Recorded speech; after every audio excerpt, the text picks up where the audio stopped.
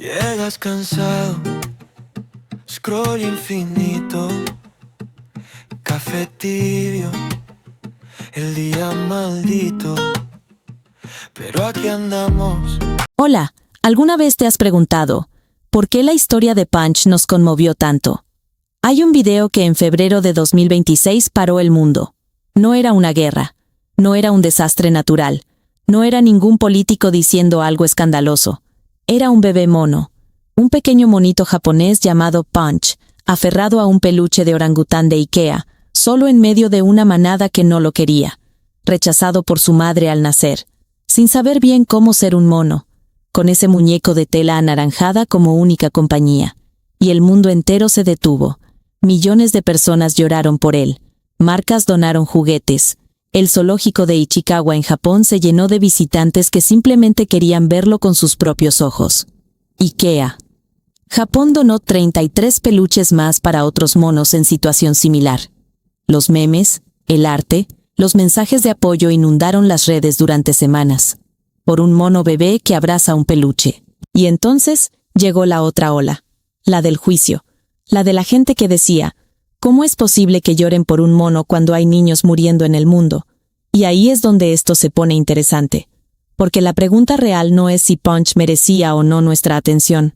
La pregunta real es, ¿qué nos dice sobre nosotros mismos el hecho de que nos conmoviéramos tanto? Eso es lo que vamos a explorar hoy. Y te prometo que la respuesta va a sorprenderte. Primero, déjame contarte bien la historia, porque creo que muchos la vieron en fragmentos y perdieron los detalles que la hacen realmente poderosa. Punch nació en julio de 2025 en el zoológico de Ichikawa, al norte de Tokio. Su madre lo rechazó casi inmediatamente después del parto. No es algo inusual en los macacos japoneses, pero es devastador. Porque sin madre, un monito bebé no solo pierde calor y alimento, pierde algo mucho más profundo: el mapa para saber cómo vivir entre los suyos. Los cuidadores lo criaron a mano durante meses. Y en enero de 2026, cuando ya tenía casi 6 meses, lo reintegraron a la manada. Le dieron un peluche de orangután de Ikea para la transición, para que tuviera algo a que aferrarse. Y Punch se aferró, con las 2 manos, con todo su ser. Los videos mostraban a Punch intentando acercarse a otros monos, siendo rechazado, volviendo a su muñeco, intentando de nuevo, siendo empujado, ignorado, arrastrado por el suelo por un adulto, y volviendo siempre a ese peluche anaranjado que lo esperaba inmóvil con su expresión cosida de tela. El zoológico explicó después que nada de eso era crueldad, que era el proceso natural de aprendizaje social de los macacos, que los empujones y los regaños son como la manada enseña, que Punch estaba bien, que estaba aprendiendo, que poco a poco otros monos lo estaban acogiendo. Pero eso no importó al principio, porque lo que la gente vio fue algo completamente distinto. La psicóloga Danielle Haig lo explicó de una manera que no he podido dejar de pensar desde que la leí. Dijo, con un animal, especialmente un bebé, existe un sentido de inocencia absoluta y sin debate. No necesitas saber su historia. Solo lo ves y sientes, de forma visceral, que algo está mal. Y eso es exactamente lo que ocurrió con Punch. No había contexto que interpretar. No había política. No había lados en los que posicionarse. Solo un pequeño ser, solo, con un juguete de tela, intentando encontrar su lugar en el mundo. En filosofía, esto conecta directamente con algo que Schopenhauer llamó Mitleid, compasión como co-sufrimiento. La capacidad de sentir el dolor ajeno como si fuera propio. Y Schopenhauer argumentaba que cuanto más simple y puro es el ser que sufre, más directamente atraviesa nuestras defensas mentales. Con un humano adulto sufriendo, nuestro cerebro activa los juicios. ¿Por qué está así? ¿Qué hizo? ¿Qué postura política tiene? ¿Merece mi empatía? Con Punch, nada de eso ocurrió. Solo había un bebé, y un peluche, y soledad. Pero hay algo más profundo todavía. Algo que toca la psicología del apego en su nivel más primitivo. En los años 50, el psicólogo Harry Harlow hizo unos experimentos que cambiaron para siempre nuestra comprensión del amor. Tomó monos bebé y los separó de sus madres. Les dio 2 opciones: una madre de alambre que dispensaba leche y una madre de tela suave que no daba nada de alimento. ¿Sabes cuál eligieron? La de tela. Siempre. Se aferraban a la madre suave aunque no les diera comida, y solo iban a la de alambre lo justo para alimentarse. Harlow demostró algo que la ciencia tardó décadas en aceptar del todo, que el amor, el contacto, el vínculo, no es un subproducto de la supervivencia. Es una necesidad primaria en sí misma, tan básica como el agua o el alimento. Punch abrazando su peluche no era una imagen bonita, era la reproducción exacta de aquellos experimentos. Un ser vivo aferrándose al sustituto más cercano al amor que podía encontrar.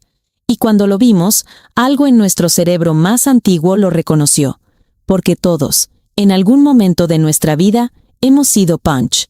Todos hemos tenido nuestro peluche, la persona que nos consoló cuando no encajábamos, el lugar al que volvíamos cuando el mundo nos empujaba, el objeto, la canción, la rutina que nos hacía sentir que no estábamos solos.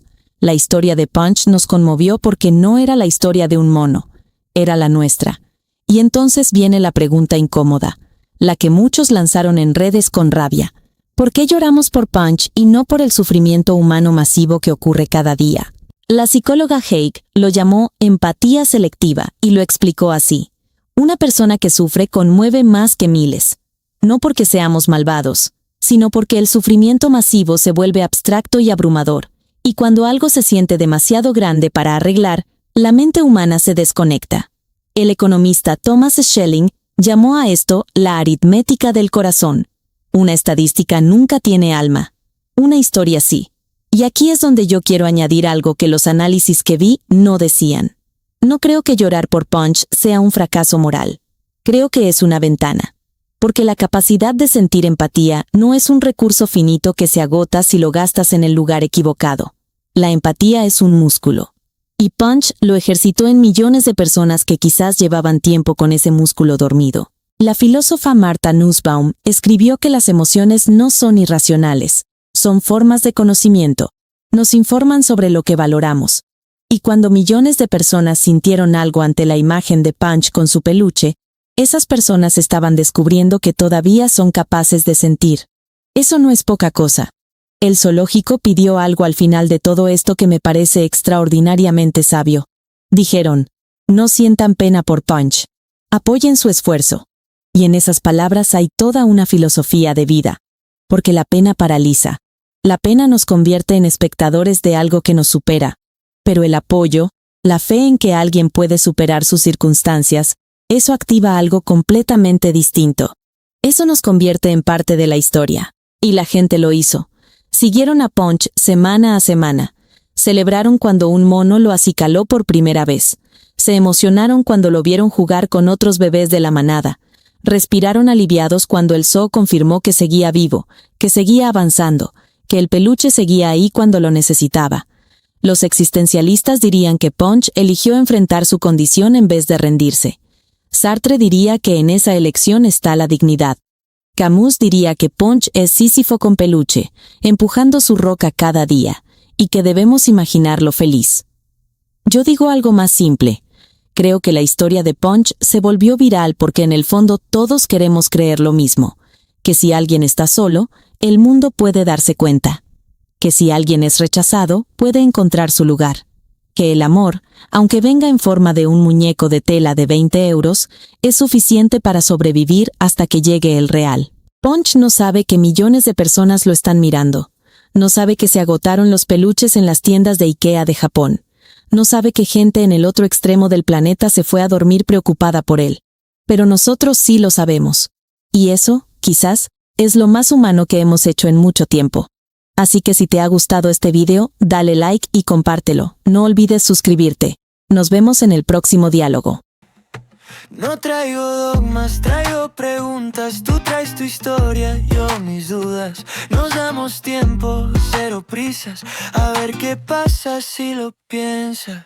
Quédate un rato más. Hoy la razón viene en pantuflas. Nada solemne acá. Solo tu voz sentada junto a la mía. Quédate un rato más.